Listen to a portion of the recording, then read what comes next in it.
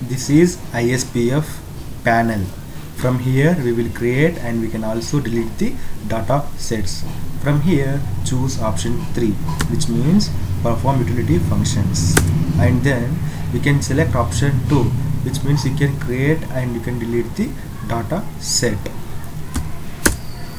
From here select option A, which means you are allocating new data sets, which means creating a new data sets. From here you can directly go to data set name and you can choose any name. I am choosing g1.ps. Here we are creating ps file and then enter. Okay, we have to fill all the parameters from here. Just leave the volume series and space units and all other remaining blanks as it is. From primary quantity we can fill the parameters. So for primary quantity we can choose 10. Okay, and I am choosing here 15, and directory block for ps is 0, and record format is fixed block, and we have to always choose record length as 80. Right, we can also choose 800, we can also choose 40, we can also choose 400 for block size. Okay, but here I am choosing 800. For creating ps file we can leave the dataset name blank. Okay, and then type enter. Yes, dataset allocated. You will see the message here. Okay, in the right side of the screen. So we have created ps dataset. Now I want to create pds dataset.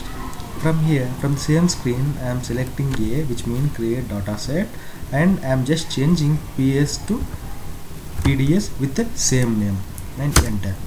For the ps parameters, the directory block always should not be 0, it should be non-zero. Okay, I am selecting 10 and record format is same and record like the same, block size is same, but for pds we have to select pds as a dataset name.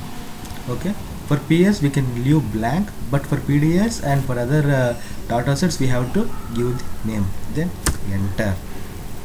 See, you will see the message dataset allocated, which means dataset is created, g1.pds is created. Now I want to create library.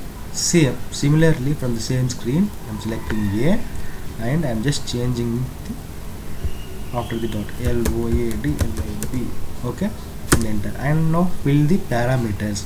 For pds and library you have to maintain the same parameters, just have to change the record format from fixed block to undefined. Okay, and record length, block size will be same, and you have to change dataset name. For pds we have chosen pds, but for library we have to select library. Okay, L-I-B-R-3-R-Y, and now enter.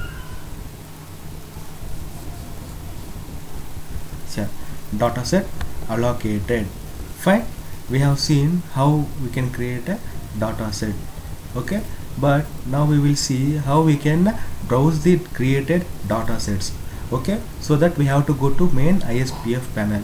To go back we have to select option F3 on your keyboard, which means go back. So this is the like just a previous window, and you have to go to more back, just type F3 again. So here you will see the main ISPF panel. From here same, you have to select option 3 and then option 4, which means delist, print or display the created datasets, and now enter. Here I have created the 3 datasets, g1.ps, g1.pds and g1.loadlib. Okay, I am simply typing JEVAN. I just want to check how many datasets I have created in the name of g1, and just type g1 and just give the option blank and then enter.